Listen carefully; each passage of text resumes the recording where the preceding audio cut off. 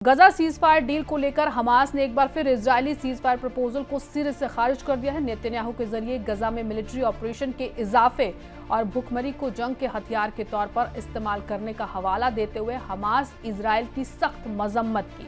Hamas के senior official ने कहा कि इजरायल के प्रपोजल में जंग खत्म करने का जिक्र ही नहीं है, जिसके चलते हमास ने फैसला किया कि अब इजरायल से किसी डील पर कोई भी बात नहीं होगी।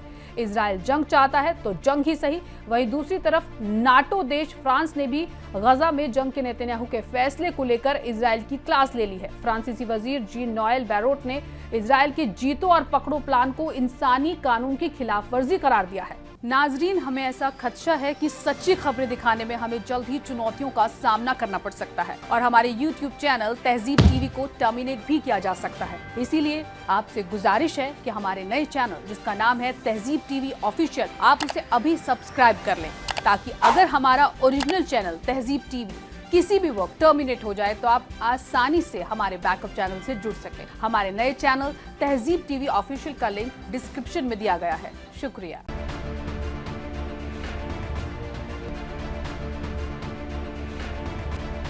गजा में कई माह से जारी इजरायली कत्लेआम रुकने का नाम नहीं ले रहा है। हमास और इजरायल के दरमियान इनडायरेक्ट बातचीत जारी है, लेकिन बातचीत में किसी खास कामयाबी के इशारे नहीं मिल रहे। इजरायल जानबूझकर ऐसी शर्तें रख रहा है जिससे जंग खत्म होने की बजाय और ज्यादा बढ़ रही है। यहाँ तक कि नेतन्याहू ने गजा में जंग में इजाफे का भी हुक्म दे दिया है। नेतन्याहू के जरिए गजा सीजफायर को लेकर सालिसों को भेजे गए एक और प्रपोजल को हमास ने एक बार फिर से खारिज कर दिया। द गार्जियन के मुताबिक हमास के सीनियर ऑफिशियल बासम नईम ने बताया कि हमास ने सालिसों के जरिए से नए इजरायली ड्राफ्ट का ऑफिशियल तौर पर जवाब दिया है और इजरायल की नाजायज शर्तों को पूरी तरह से ठुकरा दिया है। अफसर के मुताबिक हमास ने अपनी तरफ से इस दस्तावेज को नाकबूल कर दिया है, क्योंकि इसमें गजा पर जारी जुल्म को खत्म करने के लिए साफ तौर पर पक्का अज़्म शामिल नहीं था। अपने रद्देअमल में हमास ने कहा कि लगातार कत्लेआम, नस्लकुशी, भुखमरी और भयंकर तबाही, साथ ही फिलिस्तीनियों का बार बार जबरन ट्रांसफर बातचीत को आगे बढ़ाने में इजरायल की संजीदगी की कमी को उजागर करता है।